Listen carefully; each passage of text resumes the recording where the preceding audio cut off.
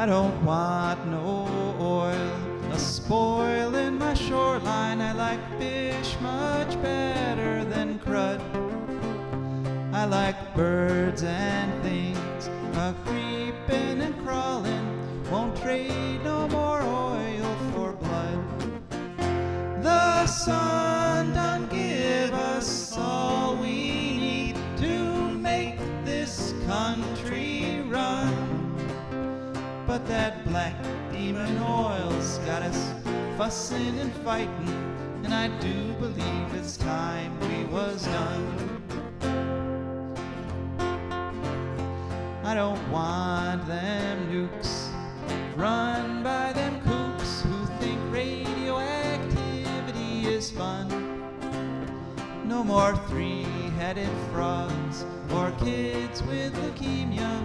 Nuclear power ain't fit for a dog.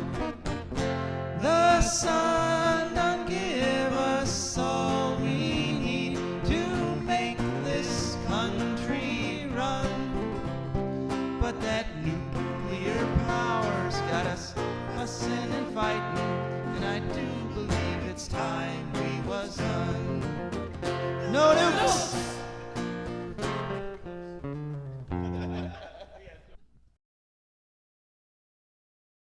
Good morning, Toledo, and good afternoon, Columbus, and hello to those of you listening on the internet, wherever and whenever you are. My name is Joe DeMare, and I am here with my wonderful co-host, Rebecca Wood. Yes, and together Rebecca and I are about to craft another amazing hour of radio called For a Green Future. For a Green Future is a show where we talk about ecology and the environment, and we talk about it in the ways that it affects you, your wealth, your health, your happiness, the wealth and health and happiness of your friends and family, and the fish of the sea, and the whales that eat the fish, and the birds that eat the whales once they wash up on the shore, and basically everyone and everything, because, like it or not, we're all together on this wonderful, wonderful planet called Earth. And we have a really good show for you today, as usual.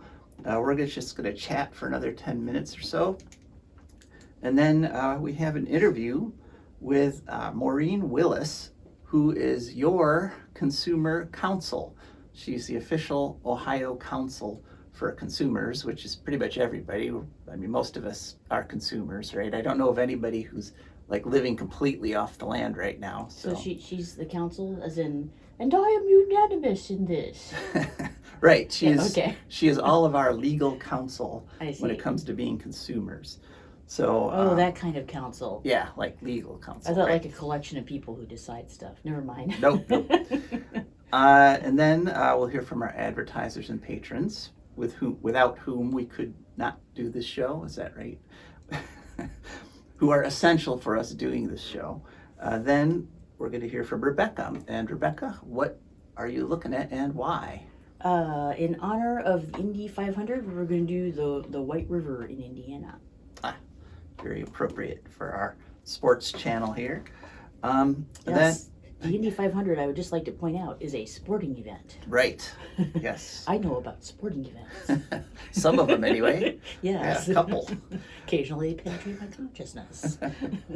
Okay, and then after that, we'll hear some ecological news.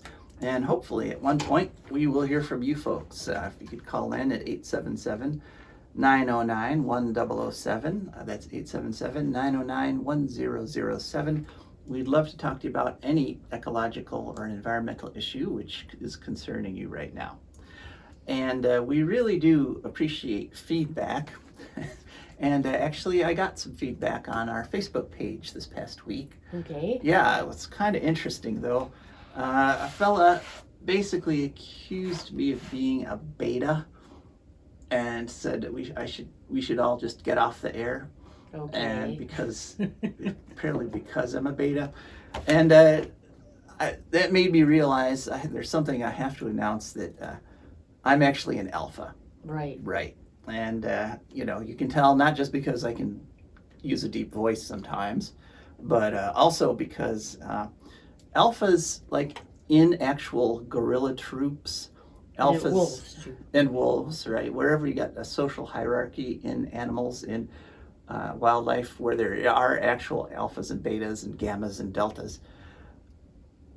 Those alphas are the ones that are the leaders that understand that what they have to do is sacrifice their own energy and their own desires to help the whole pack or the whole troop or the group of animals. Also, I would like to point out that in wolf packs, alpha wolves actually are mostly responsible for keeping everybody safe and fed. And just this morning, Joe gave me a granola bar. That's right. So totally alpha behavior. We were rushing here, and Rebecca didn't have time to have breakfast this morning. It's true. So to keep her blood pressure up, I'm very disorganized. we got her some food. Managed to do that before we went on the air. Yeah. But that's the point. The alphas are the ones that take care of everyone else. They put their own needs second to those of the rest. And unfortunately, also in those social situations, you have a ton of betas. And the betas are generally basically jerks and troublemakers, And so they're the ones that like to thump their chests and make trouble. And, they care more about their own good than the good of the pack. And usually what happens in those kind of social animals is they kind of kick the betas out. That's why gorillas will have entire troops of just basically teenagers, troublemakers who go around, terrorizing other animals and stuff, but don't cause trouble within the troop. And it's the job of the alpha to sometimes smack down those betas. And so that's what I had to do with this guy. I had to remind him that, Clearly, that he doesn't know what he's talking about. And so don't mess with the alphas, Mr. Beta. All right. And if you disagree, give me a call, 877-909-1007. But, so essentially we, the troop, the whole herd of humans on this planet, we are facing an existential threat right now with global warming. And so alphas looking out for the troop are the ones trying to lead, trying to tell us, we've got to stop buying gas cars. We've got to start putting solar on our houses. We've got to do the things we need to do to get rid of carbon from our economy, or else, the whole troop, everybody, everywhere is in trouble. And but it's the betas that are causing the trouble and trying to pull us back in the opposite direction. They're the ones that right now are modifying their cars so they get worse gas mileage, putting mufflers on that make more noise, even though, the research is all saying that sort of noise is actually physically harmful. Because they got stuff to prove. Right. It's equivalent of a 12-year-old gorilla thumping their chest, basically. like a 125-pound 12-year-old gorilla thumping their chest, and the 350-pound alpha and the troops just looking at him like, what are you doing? And so we can't deny what's going on. We can't deny the threat to the troop. I mean, this month so far in May, every day has been 10 to 20 degrees above average. And normal high for May is supposed to be about 70 degrees. And I don't know if you've noticed this, but It's hot. it's already summer. It's hot. Yeah, it's summer in May. And I remember when the planting tables used to say last day for the frost damage was May 16th. Yeah. And so we are far, far from that already. I don't think we're getting any frost. And I went for a walk the other evening, and all my neighbors had their AC going because, it's hot. And this has to stop. We have to switch technologies. And for an American, for the people in the US, the single biggest thing you can do to cut your carbon is to switch over to an electric car. And it is starting to happen. There are some people, starting to make the switch. In fact, just last night I stopped at a light and there were 3 electric cars in a row. There was a Tesla in front and a Kia Niro, and then I was behind the Kia Niro. So it's enough to give you hope. It's enough to give you hope that enough people are changing. And the prices on the electric cars, if you're looking for a car, are coming down. For example, that Kia Niro, a new one, is $38,000 right now. But once you factor in the 30% federal tax credit, your final cost is like in the mid-20s, like about 25. And the other thing about these electric cars is once you get them, they only cost a fraction as much to maintain, because the electricity equivalent of a gallon of gas is essentially like getting a gallon of gas for $1. And they're very low maintenance. My car, based on the ratio of electric to gas use, since I have a plug-in hybrid, I only have to change my oil once every 11 months. Cool. And my brake pads, even though I have a 2019 electric plug-in hybrid with 116,000 miles on it, my brake pads are still like new because I have regenerative braking. You know, the magnetic brakes take the energy instead of the friction taking the energy, and it gives you that energy back into your batteries. And so, you know, more than 100,000 miles and I still have brand new brake pads. So I guess the message here is be an alpha. Be a leader. You know, don't listen to those, you know, teenage gorillas that are trying to get you to go like cause trouble and mess up the troop. You know, don't get cast off into the bachelor herd. Stick around, you know, do the right thing. Get solar panels on your house, get an electric car, do everything you can to get us off carbon, because right now the wrong people are in charge. Right now the people that are making the decisions are pushing us further and further down this carbon hole. And scientists, you know, that I know are literally going crazy because they understand how serious the situation is. And you try to convince everybody, you try to get people to do the right thing. But as long as you got that noisy bunch of teenage gorillas off to the side saying, don't listen to that, and mocking out people that are trying to do the right thing, it's slowing the transition down. We're still making it, we're still transitioning, which is very hopeful, but we're not doing it fast enough. And it's thanks to guys like this beta who mocked me on Facebook, so who I noticed hasn't called in. So, all right, well, we will now go on to today's interview. And this is another, believe it or not, this is another HB6 story. It's just the story that just keeps on giving. It's been 5 years now that we've been reporting on HB6. And there's a new development, a hopeful development, and we'll hear all about that in our interview with Maureen Willis. So let's go ahead and play that. I have been the Ohio Consumers Counsel since October of last year. I took over in, as I said, October. I've been an attorney with the Office of a Consumers Counsel for approximately 25 years. So I've been around quite a bit, done a lot of background work, but it's been very challenging as the agency head. So that's just a quick, brief background for you. That leads pretty much into my first question. What exactly is the Ohio Consumers Counsel, and what do you folks do? Thanks, Joe, for the question. We are a state agency that represents residential utility consumers. We advocate for residential utility consumers, and we educate residential utility consumers. We have a governing board that is bipartisan. It's appointed by the Attorney General, consists of farmers, residential advocates, and labor representatives. So that is our board. Our funding comes from a surcharge on your utility bill. For every $100 that consumers pay for their utility bills, 3 cents of that goes to fund our activities of our offices. And wanted to emphasize that we do provide education and outreach. We want consumers to be informed so they can make good choices about their energy services. We have a wonderful website, occ.ohio.gov. On the web sheet you'll find fact sheets, information on our advocacy, how to understand your utility bill, how to make choices about your energy supply, and also bill payment assistance, along with a lot of other areas.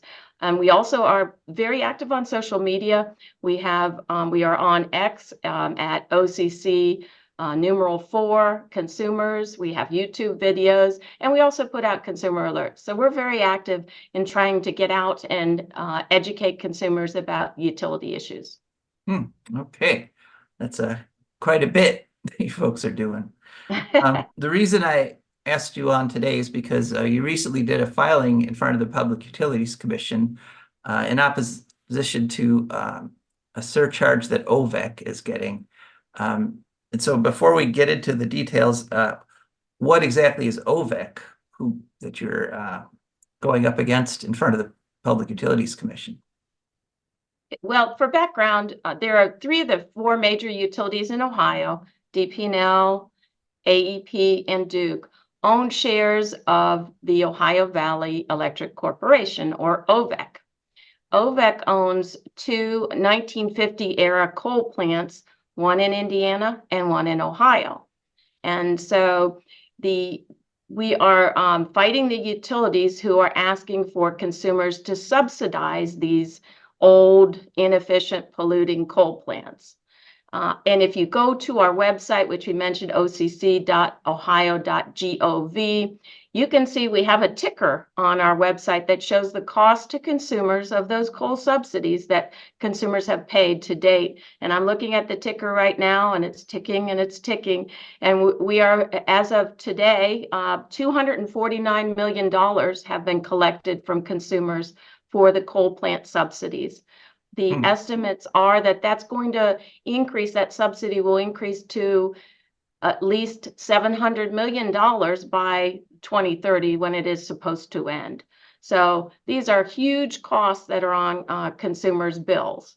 The subsidy started way back in 2020, and then we had legislation, which you may be familiar with, the HB6, that actually made the subsidies part of the law and requires the subsidies to be paid. And I might mention that although there have been a number of provisions in the HB6 bill that have been repealed, this is not one of them that's been repealed. So this is one we've been very active in advocating for a repeal. It's just costing consumers way too much money, and it is a subsidy, and we would like to get that subsidy stopped. Yeah, just about $250 million so far. So you've been opposing HB6 from the beginning, from when it was first proposed way back in 2019. We often talk about how bad HB6 is on this show in terms of its environmental impact, but it's actually hurt consumers in a number of ways, hasn't it?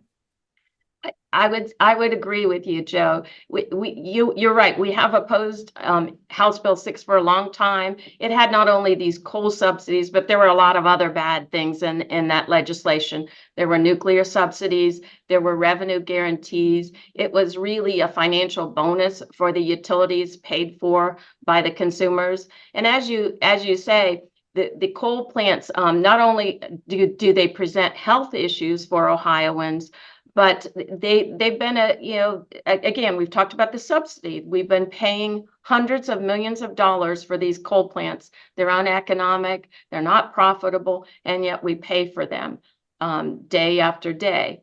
In terms of going back to our opposition to House Bill 6, we testified against House Bill 6 7 times, and then after it was up for repeal, and after it was enacted, we also testified 11 times asking for the legislature to repeal that bill. They still have not repealed it, but we do continue the fight. We do get out and we do call for the reform and repeal of that coal subsidy, which is left from HB6.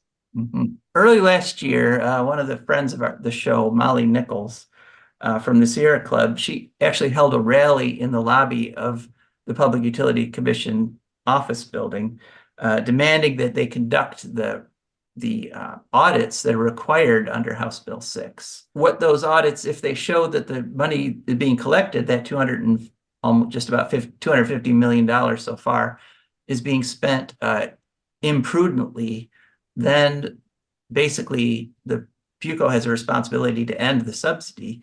Could you tell us what's the difference between spending money prudently and imprudently? Sure, I'll give you some examples. When we talk about prudent expenditures, and when we're talking about these coal plants, we mean that the coal plant should be operated economically, efficiently, and that the power that's produced and supplied in the market is bid into the market appropriately. And so it really goes to what is the cost of running these units, and how often should these units be run? If they're losing money, should we continue to run them, or should we only run them when they're profitable? So prudence can mean a lot of different things, but in this particular case, and I think we're talking about the 2020, what was spent in 2020 on these plants, if I recall, and that just for that 1 year, that piece was $100 million is what we were paying in subsidies for these plants. So the commission should be considering these, and in fact, that was our case, along with others at the Sierra Club and other consumer groups opposed the $100 million subsidy at the PUCO. And the PUCO must then consider the arguments, and it must make a finding that whatever actions the owners took with respect to these plants, that it was in the best interest of consumers. And there we argued there is no way that socking consumers with a $100 million bill and operating the plant as they did was in the best interest of consumers. So that's why you're asserting that they are being run imprudently. Yes, as we talked about, the plants are very old.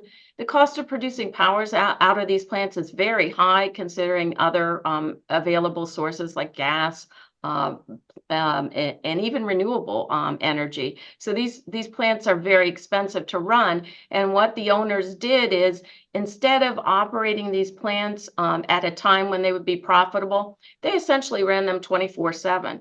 And so when you're running plants, when they're not profitable, you're going to incur losses, and they incurred a loss of $100 million. And that's what consumers had to pay to the owners of these plants. So the $100 million that consumers paid was because it was uneconomic. There were other power sources that were much cheaper, and that's all the money they could get in the market. So that $100 million is charged to consumers. And we said, that how can that be in the best interest of consumers? It's not. It was imprudent for these utilities to run these plants 24/7. They should have only run the plants when they would be assured of a profit. That is, when they sold the energy into the market, that it was sold at a profit and not at a loss. So that's, I guess, what you'd call the difference between must run and economic basis. Yeah, must run means that you keep those plants running 24/7, and economic means you only run those plants when it's profitable. And during this time period, during 2020, the utilities followed a must run scenario. They decided, we'll run these 24/7. Doesn't matter whether we lose money or not, because guess who's paying the bill? We're not paying the bill. The consumers are paying the bill. So part of the problem of it is that they have no skin in the game. There's no incentive for them to operate efficiently, because in the end, they know that the bill will come due to the consumers. No risk. No risk. So one of the legal arguments that the utilities are making, that OVEC is making in here, when I read this, kind of made my jaw drop. They're arguing that because none of the members of OVEC have a majority share in OVEC, none of them can actually be held responsible for spending money imprudently. Is this as crazy as it sounds to be? I mean, and does it mean what I think it means, that if any group of corporations make a sub corporation that they all have minority interests in, none of them can be held responsible? Joe, I think you hit the nail on the head. It's crazy. It's ridiculous. It's as if because you don't own a majority share, you shouldn't be responsible for the decisions of the organization. It's crazy, and it's also contrary to what the PUCO has held before. There were cases in the past where the PUCO was looking at, for instance, costs that were cost overruns in the nuclear facilities like Perry and I think Beaver Valley, several cases out there where utilities tried that same argument. They said, oh, we can't be responsible for the overruns because we don't own a majority of the shares, and because we don't, you can't blame us. And the court, of course, Well, luckily and fortunately, the PUCO did not buy that argument. So we're hoping they don't buy the argument this time, because I do think it would be very bad policy, and it would give an out to these companies when they shouldn't get an out. Their ownership, they own parts of this corporation. They get the profits from this corporation. They should also get the burden from this corporation. So exactly, I think it's crazy and ridiculous. Here, here. And all those minorities, of course, do add up to 100%. So That is correct. So you folks filed this brief back on March 5th.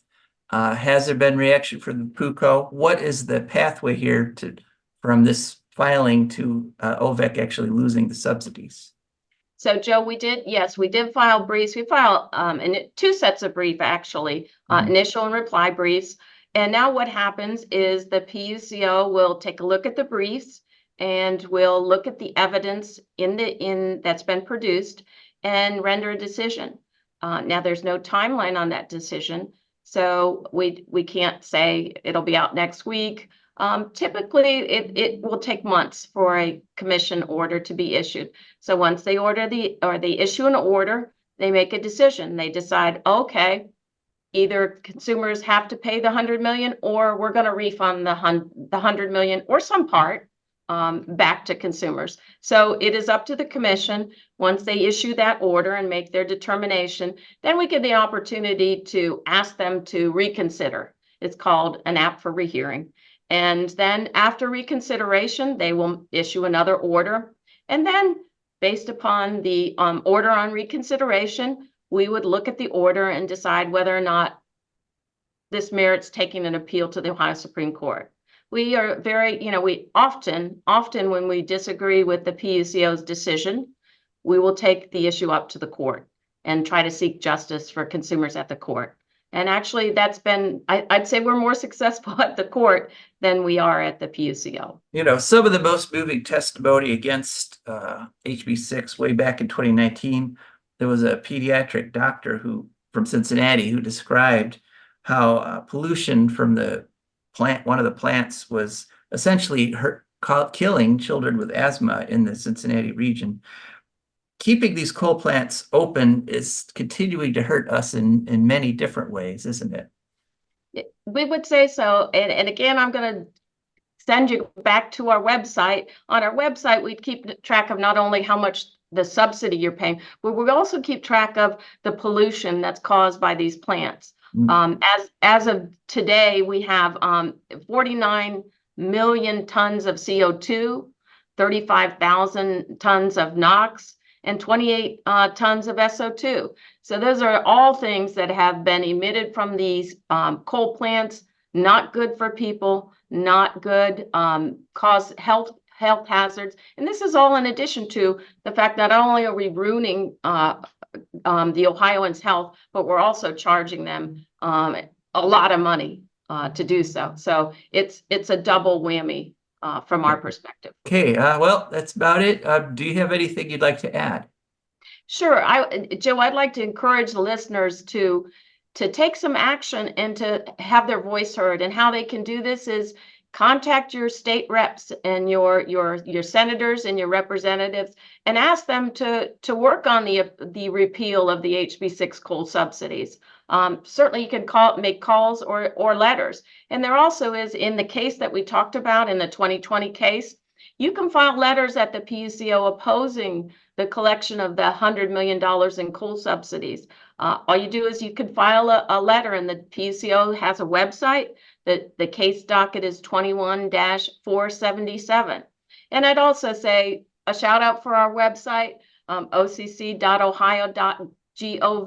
We have more information there. You can see there the ticker on how much the subsidy is costing. You can see the health consequences, and you can look at our information sheets. So just in the end, it's important for consumers to be active, and one way you can be active is to let your voice be heard. Go over to the PUCO, and just as the group did earlier that we spoke about, and also talk to your senators, send them letters, give them calls, tell them that the subsidy is hurting customers financially and health-wise. So, and very important to stay active on these issues. Okay, and that was Maureen Willis, your Consumer Counsel.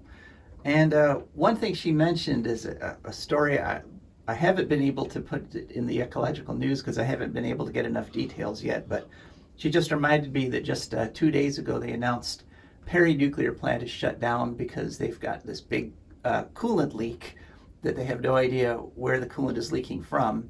And so just something to keep an eye on, and hopefully I'll have more information by next week on that. But one thing we do have right now are our advertisers and patrons. So let's go ahead and hear from our advertisers. For a Green Future is also brought to you by the Wood County Park District. The Wood County Park District is a natural resources conservation agency. They protect natural spaces, maintain quality green spaces, provide engaging programming, and they teach people to love and respect nature. They also restore wildlife habitats and lead people on outdoor adventures. Wood County Parks protects natural spaces in Wood County for all to enjoy from 8 a.m. to 30 minutes past sunset every day of the year. There are several ways to get a hold of them and find out what's happening. One is to call them at 419-353-1897. Another is to visit their website, www.wcparks.org. The website again is www.wcparks.org. They are also available on all social media, Instagram, Facebook, Twitter, and many others. Just search for WC Parks. That's the Wood County Park District, and we're very grateful for their support. And we are also grateful for the support of our patrons. These are wonderful people who've gone to patreon.com. They searched for a Green Future, up popped our Patreon page, and they chose a membership level that matched their budgets, and so every month a little bit comes out of their accounts and comes over to us, and this is how we can afford to keep this cutting edge show on the air. And one of the things we do with our airtime is we share every week with Rebecca. Rebecca, what will we be talking about this week? Okay, well, Indianapolis, the city of Indianapolis, is located on something, I believe it's the West Fork? Yeah, West Fork of the White River in Indiana, which is a two-forked river. A lot of rivers have forks, but this one, like, it's two-forked almost all the way, you know. It's like two very long rivers that come together very close right before the river is over. Interesting. Only like 5 minutes or so. Goes through central and southern Indiana. It's the main tributary to the Wabash. And the White River is 362 miles long, measured by the West Fork, which is considered to be the main branch of the river. And comes out into the Wabash at Mount Carmel. Passes by 3 state parks, and also has something along it called the Wapahani Trail, which I believe is some sort of garbled version of the Miamian word for white sands. Oh. Mm-hmm. Which was its original name. Apparently, it has white sand along the shore of the river. And the Miami are the Native American tribes that lived along that area. They are. And the mined basin exceeds 11,000 square miles. Wow. So it's providing groundwater for a lot of places.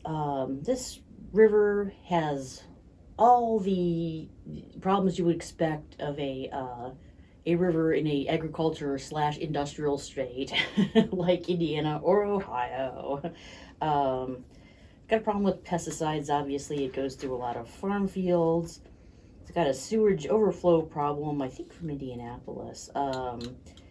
It's people like to, so sometimes interferes with, people like to go to fishing, kayaking, canoeing, and use pontoon boats in the river, because I guess it's got some shallow stretches, but people like to pontoon on it. So there was a major fish kill in 1999 in which 4.6 million fish died? Yeah, because some auto parts maker dumped something called, was it HM 2200? Okay, I'm not familiar with that chemical. Yeah, they dumped something used to make auto parts in the river, and it was not good. had to be cleaned up and restocked by the Indiana Department of Natural Resources, which claims that those parts of the river are better than they used to be, even. According to, let's see, DiscoverWhiteRiver.com, most of the river in Hamilton and Marion counties does not meet water quality standards for swimming and recreation or fish consumption. And they're using the rule feet not face in the river, which you probably at least want to go in and feet first always, not face first. Yeah, I don't know what's down there. Things change a lot in rivers. Yeah, somehow though, whatever you end up like in water, somehow I always end up swallowing some of it. No matter, Yeah. I just stay out of it. So some other things in there are, let's see, it's got PCBs that are leaking out of old hazardous waste site dumps. Also from illegal dumping in incineration, they get in there. And it also has a problem with excessive nutrients, E. coli, and coal ash. That's something you don't always hear. No, it's got a lot of coal ash. Yeah, that's kind of depressing. Yeah. More than is optimal. Yeah. So coal ash has all kinds of nasty, like heavy metals and things in it. So we need to make it a nicer place to pontoon, because pontooning sounds fun. Mm-hmm. Yeah. Maybe that's why they pontoon instead of float on the rings, because when you're on a pontoon, like paddling, you don't necessarily have to get in the water. Good point. Yes. Okay. Is that it? That is it. All right. Well, thank you for that exploration of the White River in Indiana. Okay, now on to ecological news. And our first story comes to us from the Independent, May 15th. Here goes the huge long title. Coal no longer accounts for majority of India's energy capacity in major landmark for renewables. So India in the first quarter of 2024 added 13.7 gigawatts of electricity generation, and 72% of that was renewables, wind and solar. And so that puts India's capacity for wind and solar above coal. Now, coal is still increasing, so the remaining 28% of that new capacity was coal that was added, and coal is still the majority of the power being generated, as opposed to the capacity to generate power. But India is moving in the right direction. In fact, this past year, it has jumped from about 9th place in the world in terms of solar up to 3rd. So it goes China, US, and then India. Now, both China and India are still increasing their CO2 emissions, even though the US our emissions are declining. We've actually managed to lower our emissions by about 15%. But the trend is favorable. The trend is more and more renewables, and renewables are just so inherently superior to any kind of fuel source, whether it's nuclear or coal or natural gas, that the trend, the drift is towards more and more renewables all over the place. But the fact that despite this progress, India's CO2 is still increasing just shows again that the all of the above strategy is a certain failure. Mm-hmm. If you pursue all of the above, you're going to keep increasing CO2, which is dooming all of us. And so India needs to get a little more, show a little more intelligence in their choice and prioritize the solar and the wind and stop building new coal plants. Still, it's good news. It's an indication that they can move in the right direction. Okay, next story. And this story is emphasizing the urgency of stopping the CO2. This is from CNN World on May 21st.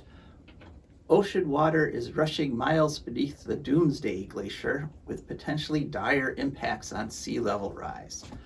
And this is a study of the Thwaite Glacier, which is a huge glacier in Antarctica, which is sort of half on land and half in the water. And it's the size of Florida, so it's a pretty big glacier. And what this new research did is they used radar from space, and they were actually able to look through the glacier to see underneath it to see what the ocean water underneath is doing. And they discovered that warm ocean water is flowing under the glacier, and sometimes it goes miles inland. Oh my. Now, they don't know if this has always been the pattern, because this is the first time they've been able to look at this, but if the Thwaite Glacier does break off and melt, just that glacier alone, the size of Florida, is enough water to raise the ocean levels by 2 feet. And scientists are very concerned about Thwaite, and it's got its name Doomsday Glacier, because if it breaks off, it's blocking all the other glaciers that are on land in Antarctica from, tumbling down into the ocean. And if both Thwaite and those other glaciers that's holding back end up in the ocean, that will cause a 10-foot sea level rise.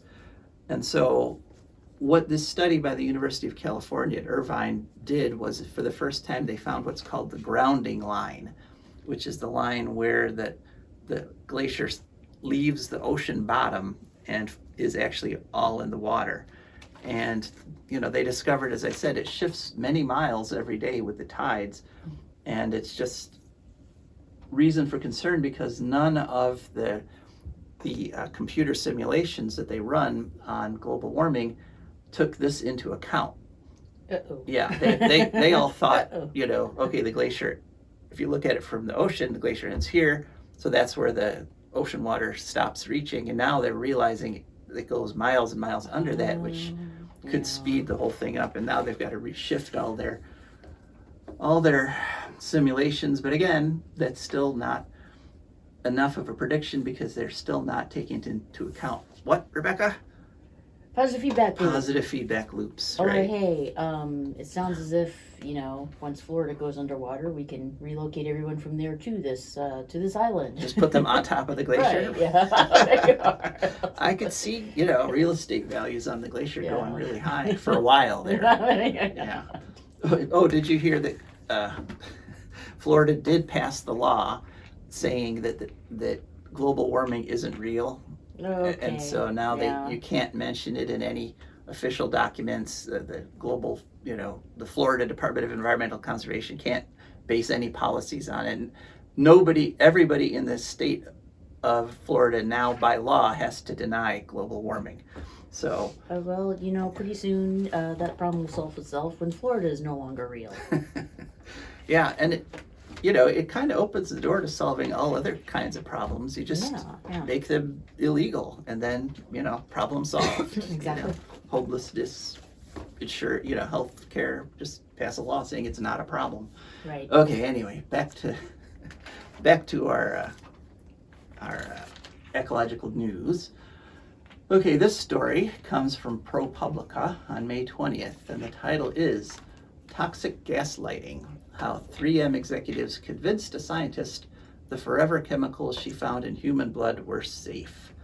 And this is a story all about PFAS, or actually, in particular, PFOS, which is per-everooctane sulfonic acid, which is what PFAS turns into when it gets into a human body. Lovely. And way back in 1997, so what's that, 27 years ago? Long time. Yeah.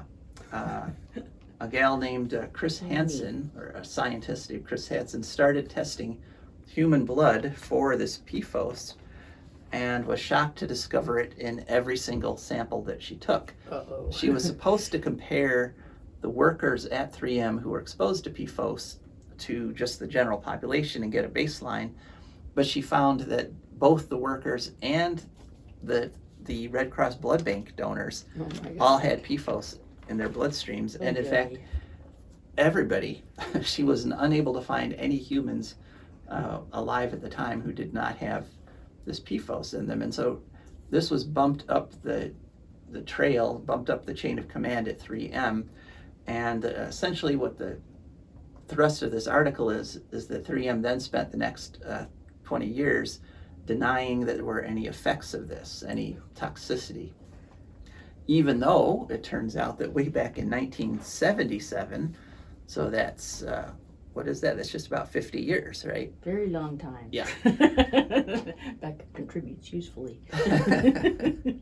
Way back in 1977, they did testing on animals to see what the effects of this PFOS and PFAS had. And they found that at 10 parts per million, it killed 50% of rats, at which, rats are pretty tough critters. And so, 10 parts per million means this is really toxic stuff. And at 5 parts per million, it killed monkeys. Oh boy. So the article basically talks about, it's a very long article, but it's worth a read because it talks about how the corporate culture at 3M turned into changing the narrative into just hiding this information. They divided up so that one researcher didn't know what another researcher did. This woman this Chris Hansen was able to basically tell everybody, yeah, it's in your blood, but it doesn't hurt anything, because she was never told about the actual toxicity studies, which 3M already had. And it's really kind of an example of the way regulation works in the US, which is sort of first do harm. Yeah. Instead of the medical thing, which is first do no harm. Here in the US, first you gotta hurt people, then it has to be researched, it has to be discovered, it has to be proved. And maybe now we are 50 years later, we're starting to figure out what to do about it. And it's kind of an example of what's wrong with our regulatory system. And the harm that it does apparently is based on the fact that it suppresses the immune system, this PFAS and PFOS. And so when people get a high exposure, all of these other diseases crop up, diseases that normally your immune system can take care of. So it's hard to exactly pinpoint where the damage is and how much damage it's doing. If you get high levels, it'll start damaging the liver, and you can say, oh, okay, that's the PFAS destroying the liver. But at low doses, things happen like vaccine effectiveness decreases. And other diseases like cancer increase. It also affects fertility, it affects fetal development. Again, all at these super low doses, which is why the federal government is coming out with levels of parts per trillion that you have to test for. So if you're wondering how we got to where we are with the PFAS problem, check out this article in ProPublica. Okay, this is breaking news. This just happened today. The news came out that there's been a huge landslide in Papua New Guinea. 670 people confirmed dead.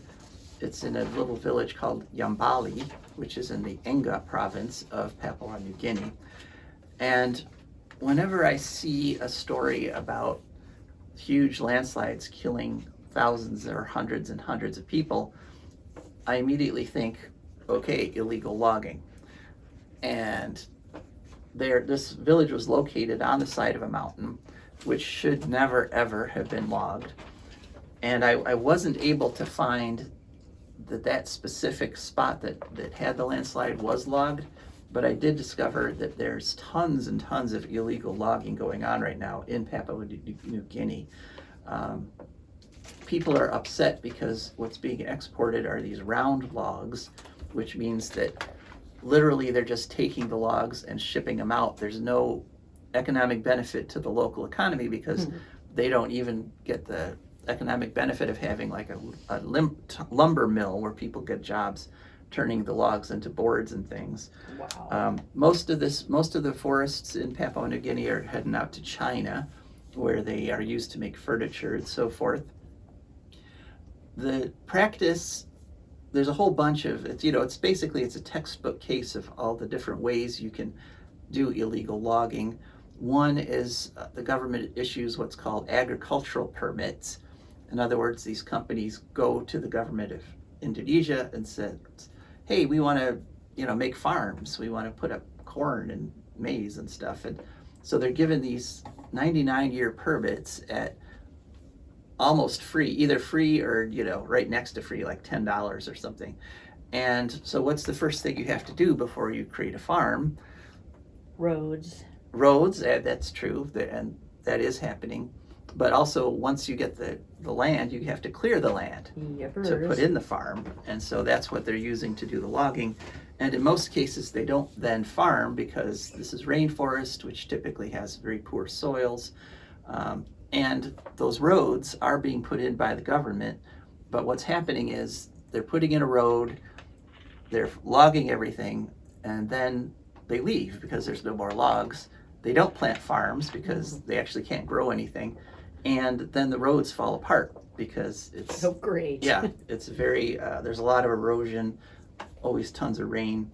The current president or the current prime minister has pledged to stop the round logging, but all the indications say that it's actually increasing. And so this is yet, I'm willing to bet, I didn't find the article that said the mountain above this village was logged, but I'm willing to bet that it was.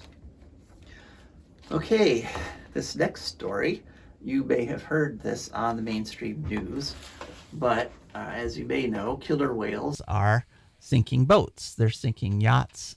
They keep ramming them and sinking them around Europe. And there's a story in USA Today on May 24th, and the title is Killer Whales Keep Ramming and Sinking Boats. Scientists Now May Know Why, report says. And essentially, it's the betas. Some They people... don't even, they're matriarchal. I know they are matriarchal. There ain't no alphas or betas. You're on the bottom there. No, Or- yeah. just like with gorillas, Right. you get these teenage males that cause trouble in the pod, Okay. and so they get chased out, and they have to Right. go off on their own to cause trouble. And those are the whales that are attacking these yachts and things. There have been speculation that it's the matriarchs leading, a counterattack against humans, but apparently the marine biologists who are watching these whales and know what they're talking about are saying it's the young teenage troublemaker males. Okay. And so it's the betas again. So, and interestingly, and this led me on to our final story, but I'm not going to get into that quite yet. But interestingly, it looks like this might be happening now because tuna stocks are recovering in Europe. In the eastern side of the Atlantic, bluefin tuna numbers have been increasing, and so they're saying that now these troublemakers have more time to just goof around, basically, because they're not as imperiled as they were because there's more food around, and so they've got time to cook up trouble. Like There you go. yeah, and it turns out that It's the equivalent of, it's the equivalent of driving around down a road with no headlights, destroying people's mailboxes with a baseball bat, right? exactly Yeah. those basically. those are the ones That's doing what it it. is. And it turns out that killer whales actually often have these fads. They often have these bizarre behaviors that just, everybody does it for a while and then everybody gets tired of it and it goes away. Okay. And the one example they gave in this article was back in 1987, the European killer whales had a fad of swimming around with dead salmon on their heads. And Okay. it started with these betas, but it kind of caught on, and Right.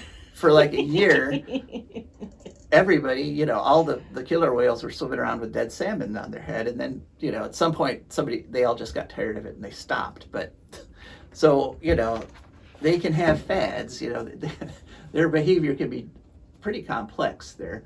And they do say, as support of this theory that it's the young bucks looking for something to do, they also see that after they smash up a rudder, they'll play with it. They'll, knock it back and forth and push it up out of the water, do all kinds of fun stuff. But as I said, that little mention in that story that the bluefin tuna are increasing led me to the last story, because I'd like to end on a positive note, and that is that the bluefin tuna in Europe, off the European shore, have increased. In fact, 4 different game species of tuna have increased by 22% since 5 years ago. They started strictly regulating how much tuna could be caught and strictly enforcing those regulations. And so it's an example of how if you do start caring about it and make the regulations and enforce the regulations, and most importantly, don't let the industry take over the regulation process, we can actually recover species. Now, unfortunately, at our end side of the Atlantic, the western side of the Atlantic, our bluefin tuna pretty much live in the Gulf of Mexico, and our population has dropped 50% in the same time because we have let the NOAA fisheries has let the industry dictate what kind of limits get put on, and of course they're putting limits which are way too high, or way too low, I should say, and they're wiping out our population. It dropped 50% in the same time that the European salmon, or the European tuna, increased 22%. And tuna are really cool animals. They're a keystone species. They can swim 43 miles per hour. They're delicious. So they are a species that we're supposed to be encouraging, and we should be increasing their population, not decreasing.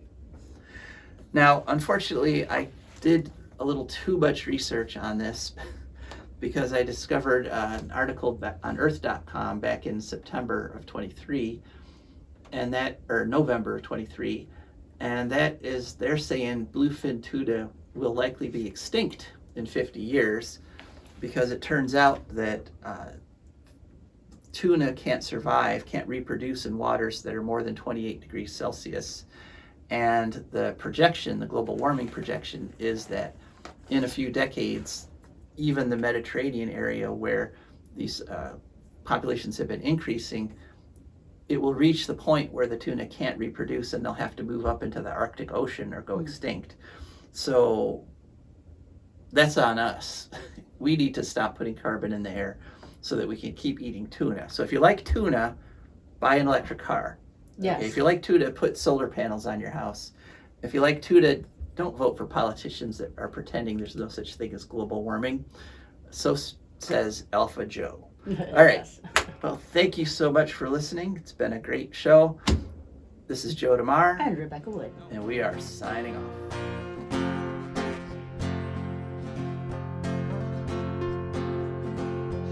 I don't want no oil, a spoil in my shoreline. I like fish much better than crud.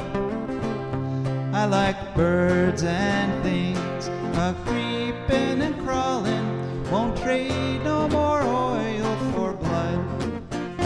The sun done give us all we need to make this country run.